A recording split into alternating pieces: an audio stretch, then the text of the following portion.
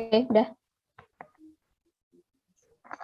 Assalamualaikum warahmatullahi wabarakatuh. Selamat siang, Kak Teh. Waalaikumsalam warahmatullahi wabarakatuh. Siang. Alhamdulillah kita bertemu lagi. Pada diskusi kali ini kita berada di agenda ketiga ya mengenai manajemen ASN dan smart ASN. Sebelum kita mulai diskusi, ada baiknya kita perkenalan dulu ya, Kang Teteh. Mungkin kita udah pada kenal, tapi yang nanti nonton ini kan belum kenal nih. Iya, untuk perkenalan dimulai dari saya dulu ya, Kang Teteh. Saya Irma Yuli Rahmawati dari BPSB TPH Wilayah 5 Garut, menjabat sebagai pengawas benih tanaman pemula.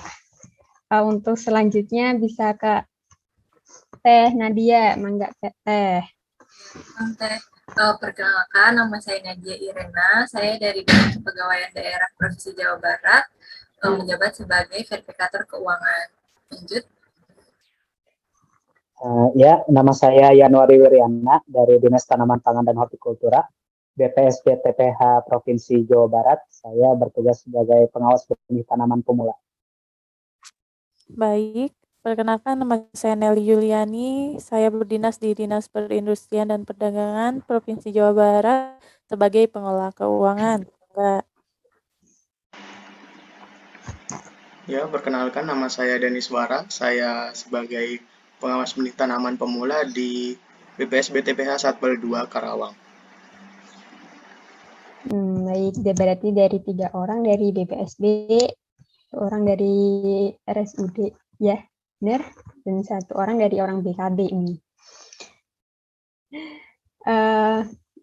Pada diskusi ini kita mau membahas mengenai isu aktual tentang smart governance nih, mengenai manajemen talenta, yaitu aplikasi TRK dan Siap Jabar. Pasti udah tahu semua kan ya, TRK Siap Jabar. Sebagai pengantar, saya akan menjelaskan sedikit mengenai smart governance ya, yang merupakan pembahasan kita hari ini, di mana smart governance ini adalah perwujudan tata kelola dan tata pamong pemerintahan daerah yang efektif, efisien, komunikatif, dan terus melakukan peningkatan kinerja birokrasi melalui inovasi dan adopsi teknologi yang terpadu. Nah, smart governance ini diimplementasikan ke dalam 3 unsur dalam tata kelola, yaitu pelayanan, birokrasi, dan kebijakan. Teman-teman, untuk arah atau RPJM pemerintahan daerah pada tahun 2020 sampai 2024 ya, itu kan kita menuju birokrasi Indonesia berkelas dunia. Nah, untuk mewujudkan itu sebelumnya kan kita harus mempunyai pemerintahan yang smart gitu ya. Nah, untuk menuju ke pemerintahan yang smart atau smart governance itu kita harus menjadi ASN yang smart juga. Yang smart tuh gimana sih Teh maksudnya? Smart ASN. Jadi profil dari smart ASN ini tuh digambarkan seorang ASN memiliki integritas, nasionalisme, profesional, serta wawasan global, menguasai ilmu teknologi, mampu berbahasa asing, berjiwa melayani, berjiwa entrepreneurship, serta memiliki jaringan yang luas. Nah, kemampuan dan kompetensi inilah yang diharapkan mampu untuk mewujudkan birokrasi Indonesia yang berkelas dunia tadi.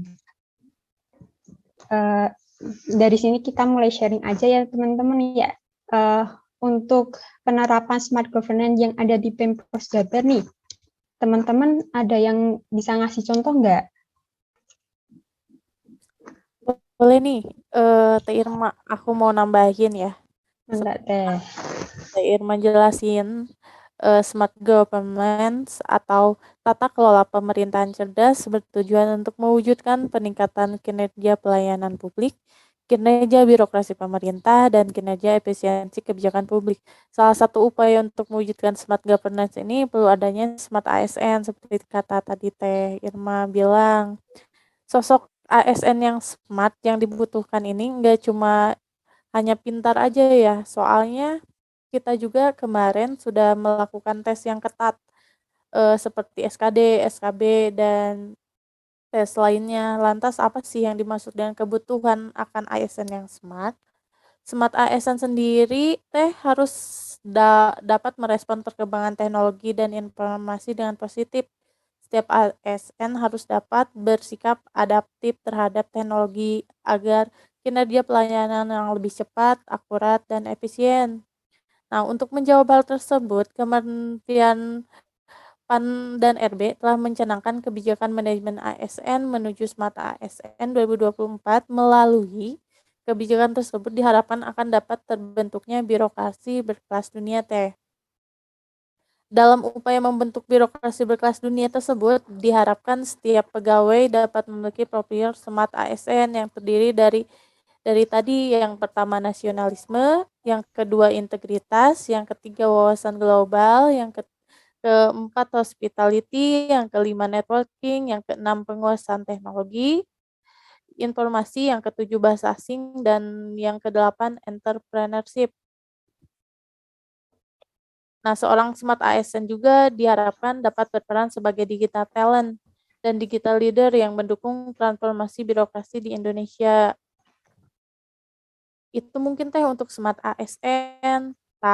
Nggak hanya berhenti di sini Teh, smart ASN ini pastinya ada sistem yang dibuat oleh pemerintah untuk mendukung ini. Mungkin sistem ini ada yang bisa menjelaskan? Ya, berarti smart ASN itu mengenai digitalisasi gitu ya Teh ya, mungkin ya. Iya, karena penting sekali Teh. Sekarang kan banyak hoax, banyak yang lain-lain lah Teh. Itu. Untuk sistemnya mungkin dari teman-teman ada yang bisa menambahkan nih. Izin menambahkan. Mangga. Untuk sistemnya sendiri di Jawa Barat ini mungkin sistem merit itu ya yang sudah berlaku. Sistem merit sendiri merupakan sistem yang dipergunakan untuk memanajemen ASN berdasarkan pada kualifikasi ya, dan kompetensi dan kinerjanya secara adil dan wajar. Dengan tanpa membedakan latar belakang politik, ras, warna kulit, agama, asal-usul, jenis kelamin, status pernikahan, umur, ataupun kondisi kecacatan. Untuk sistem ini juga digunakan di lingkungan pemerintahan Provinsi Jawa Barat pada semua tahapan dalam pengelolaan SDM ya Teh. Misalnya di bidang rekrutmen, penilaian kinerja, pengangkatan, penempatan, dan juga promosi. Sistem merit ini di Pemprov Jabar dilaksanakan melalui beberapa aplikasi yang ada seperti TRK dan Siap Jabar untuk sekarang. Dalam bidang rekrutmen juga, kualifikasi dan kompetensi menjadi pertimbangan seseorang untuk menjadi seorang ASN ya. Ada yang namanya sistem CAT, yaitu Computer Assisted Testing, yang merupakan model assessment atau penilaian di mana calon ASN menjawab pertanyaan dengan menggunakan komputer yang sistemnya transparan, dapat dilihat oleh semua orang ya Teh. Dan juga dalam sistem merit ini mencakup juga dalam hal penggajian, promosi, mutasi, pengembangan kompetensi, dan keputusannya juga didasarkan sepenuhnya pada penilaian kinerjanya ya. Uji kompetensi dan juga pertimbangan kualifikasi sudah tidak didasarkan lagi kepada rasa kasihan dan juga kedekatan dari orang itu. Sistem merit ini juga memiliki beberapa manfaat ya untuk kita semua. Yang pertama merupakan mendukung keberadaan prinsip kinerja akuntabel.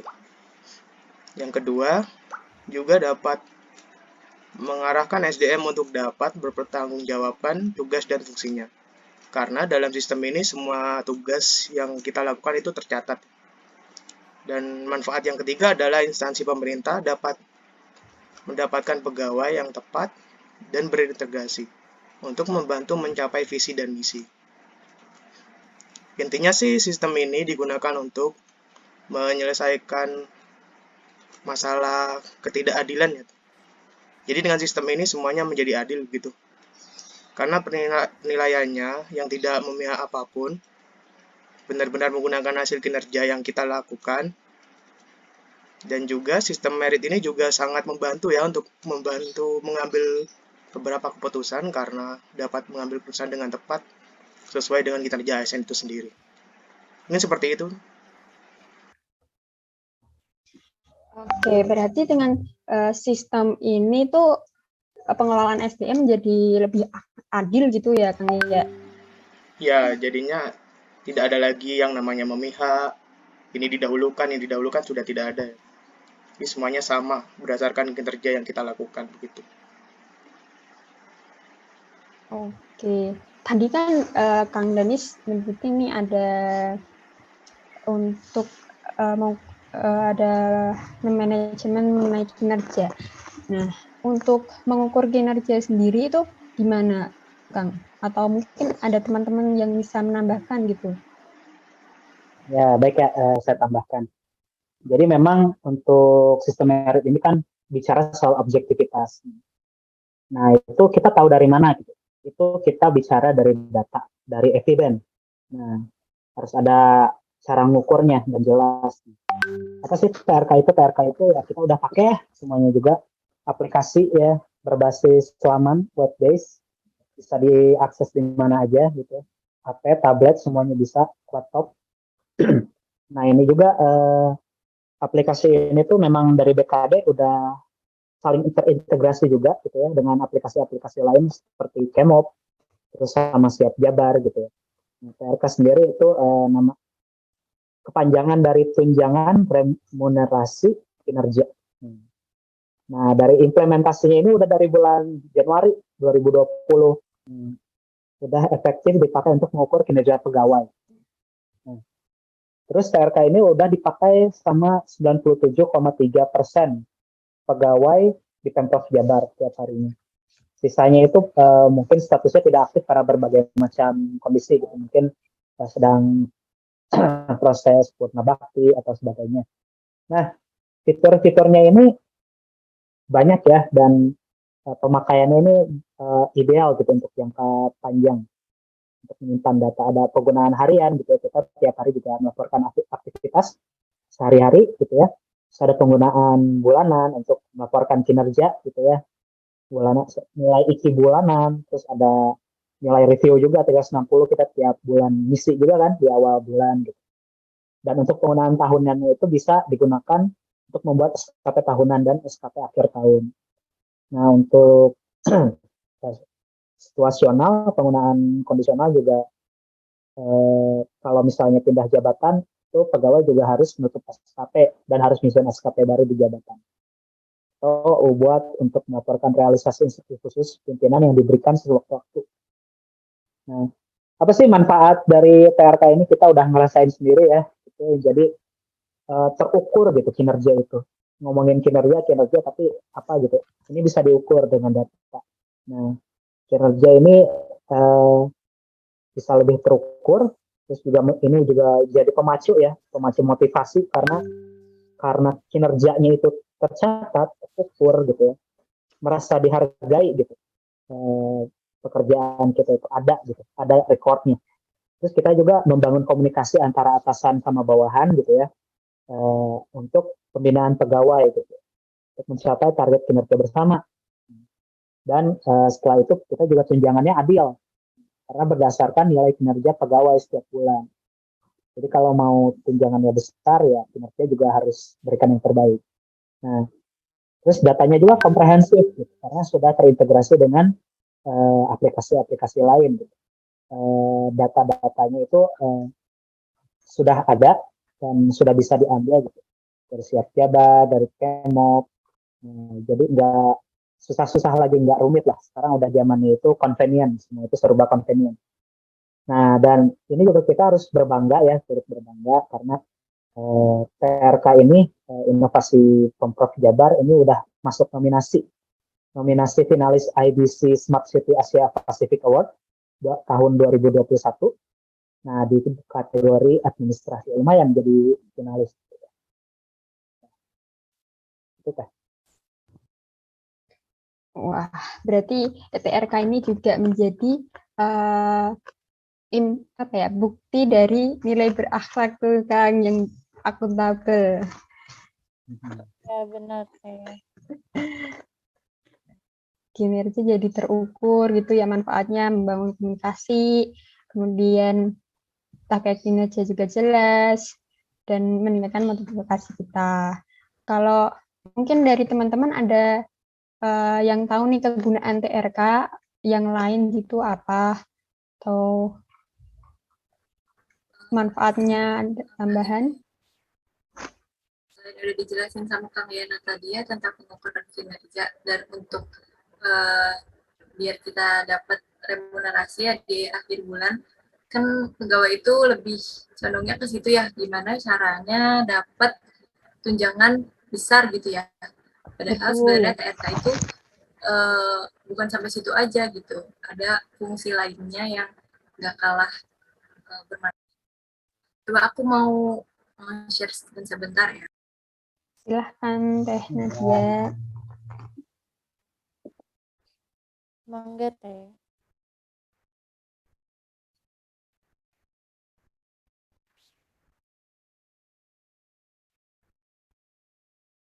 Belum terlihat Teh.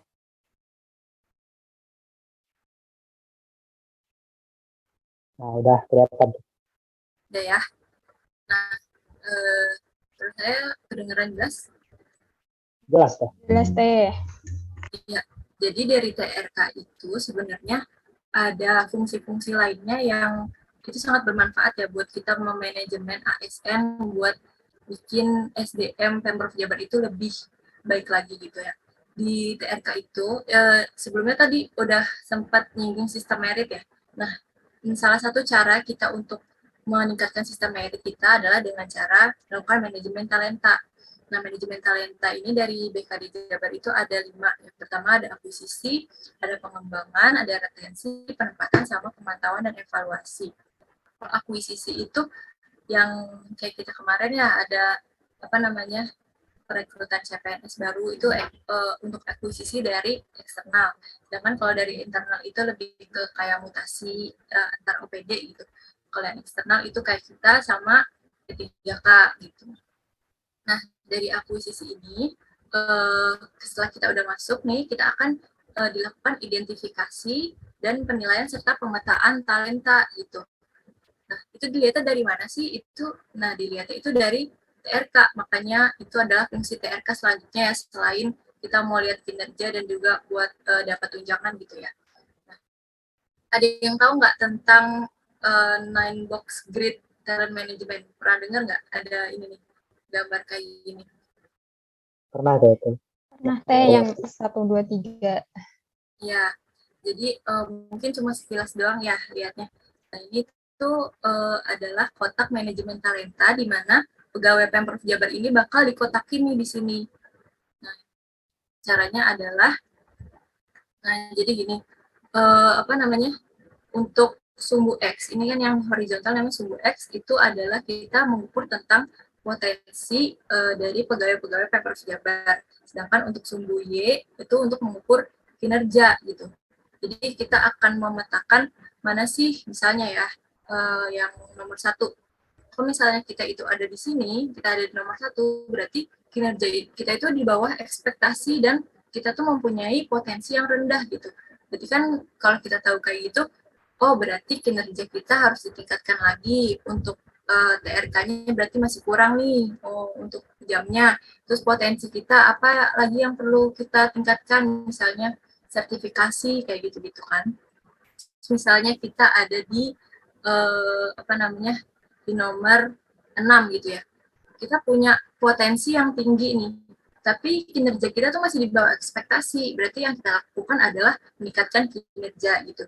Jadi si 9 box ini benar-benar ngejelasin apa sih kurangnya kita, apa sih lebihnya kita gitu, apa sih yang perlu ditingkatkan gitu sebagai SDM Pemprov Jabar gitu, agar SDM kita tuh lebih baik lagi, bisa lebih keren lagi itunya kinerjanya gitu ya.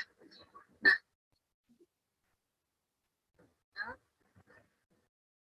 Nah, kalau yang misalnya kita bingung, tadi tuh sumbu X itu nilainya dari mana sih, potensi sumbu Y juga dari mana sih? Nah, ini ya, apa namanya, penjabarannya. Sumbu X itu berasal dari 40% kompetensi, 40% potensi, dan 20% kualifikasi. Gitu. Nah, 40% dari kompetensi ini dilihat dari kuesioner peer review. Ada yang tahu nggak kuesioner peer review? Ya. Yang di setiap akhir bulan itu Ya. awal bulan. Nah, itu berarah ke sini juga nih. Jadi dari kita ngisi itu akan berpengaruh terhadap penilaian kompetensi kita. Nah, sama juga dari assessment. Nah, yang kemarin udah pada assessment kan ya, ada sebagian yang udah, ada sebagian yang belum. Jadi di assessment itu kan isinya itu tentang ada soal psikologi, ada juga soal tentang kayak TPA gitu ya. Terus ada juga tentang bagaimana kita menganalisis isu-isu yang mungkin bakal terjadi gitu. Nah, dari situ itu akan dinilai, akan masuk ke salah satunya ke sini, ke kompetensi.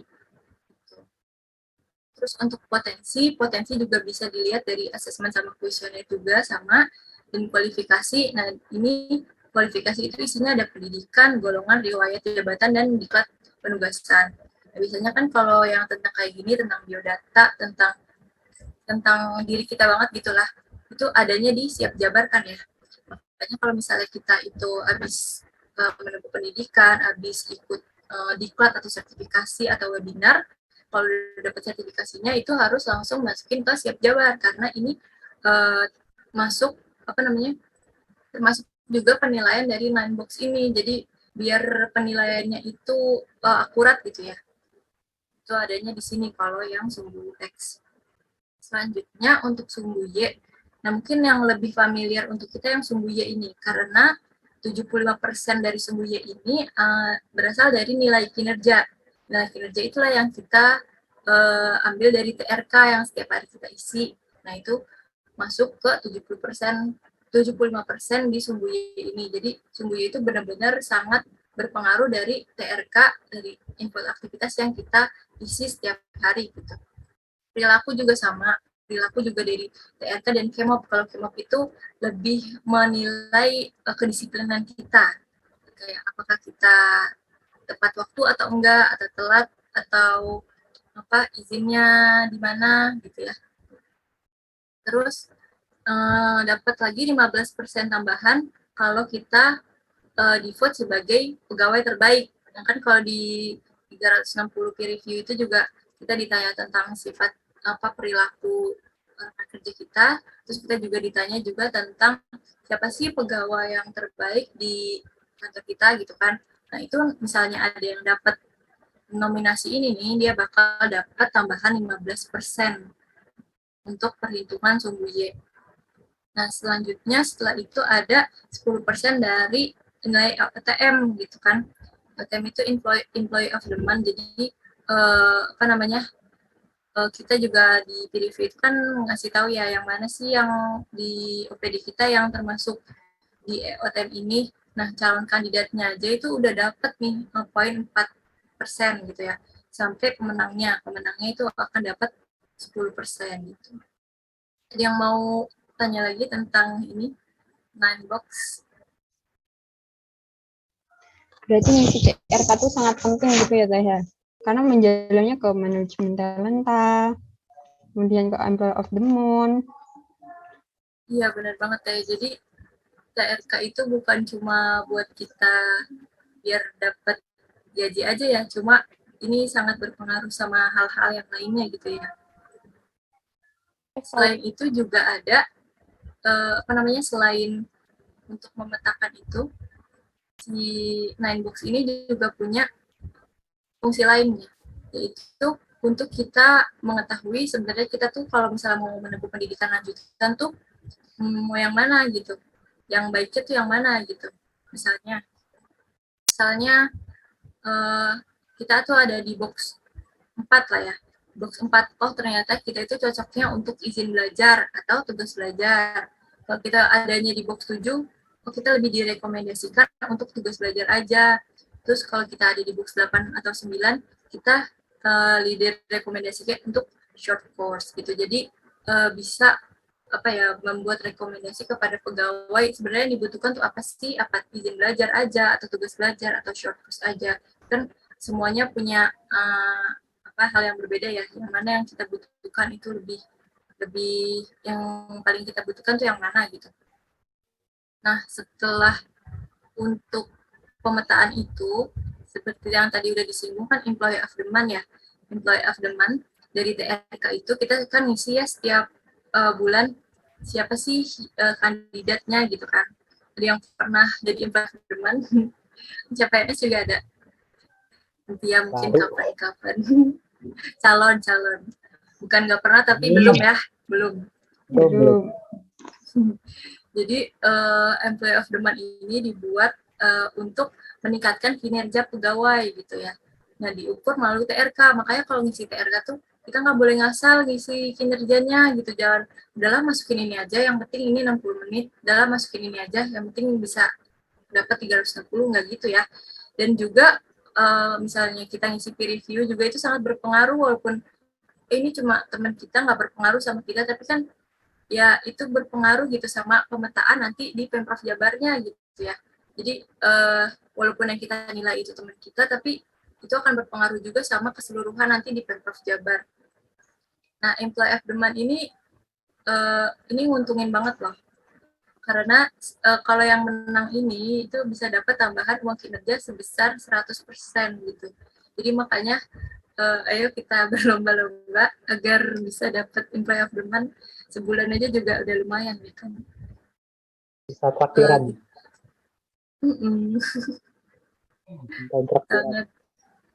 sangat berini. Dan juga kalau misalnya kita udah dapet employee of the month itu di TRK tuh kelihatan gitu loh, oh ini pemenangnya gitu, kayak bangga gitu ya.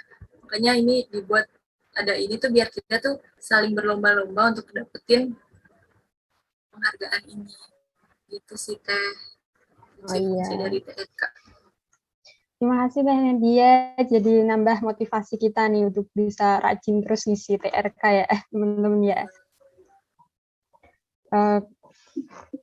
Karena waktunya sudah mungkin masih terbatas ya, ini saya cukupkan. Tapi sebelumnya ada poin nih yang ingin saya tanyakan ke Teh Nadia ya.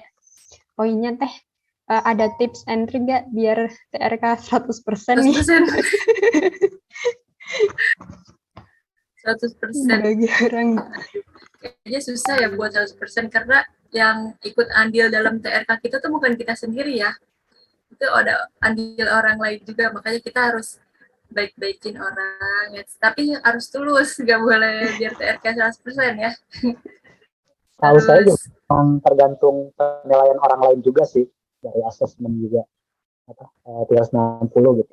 Iya, makanya kayak kalau misalnya kita kinerjanya udah 100% tapi perilaku kita buruk jadi orang nilai kita jelek kan juga nggak bakal 100% kan. Makanya kinerja dan perilaku itu harus balance gitu. Ya, langsung saya kasih kesimpulan aja ya untuk diskusi kali ini. Jadi kesimpulannya adalah untuk smart governance yang ada di Pemprov Jabar ini pada tata kelola birokrasi, penerapannya kita menggunakan sistem manajemen talenta dengan menggunakan aplikasi TRK itu yang untuk mengukur kinerja kita sebagai seorang ASN ya.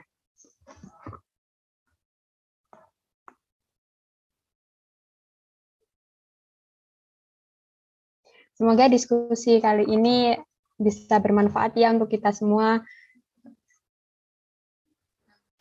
Semoga jadi motivasi kita juga buat ngisi TRK biar nggak ngasal-ngasalan ya. Nah, setuju itu. Karena banyak sekali manfaatnya ya ternyata ya.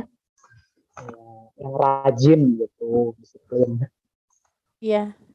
Semoga tetap terus disiplin ya, teman-teman. Semangat menuju 100% ya teman-teman. Iya. Dan jangan lupa jadi smart ASN. Amin. Menuju birokrasi berkelas dunia. Amin. Mau pose dulu. Terus Jabar juara gitu. Boleh. Yuk. Untuk dokumentasi hari ini ya, teman-teman.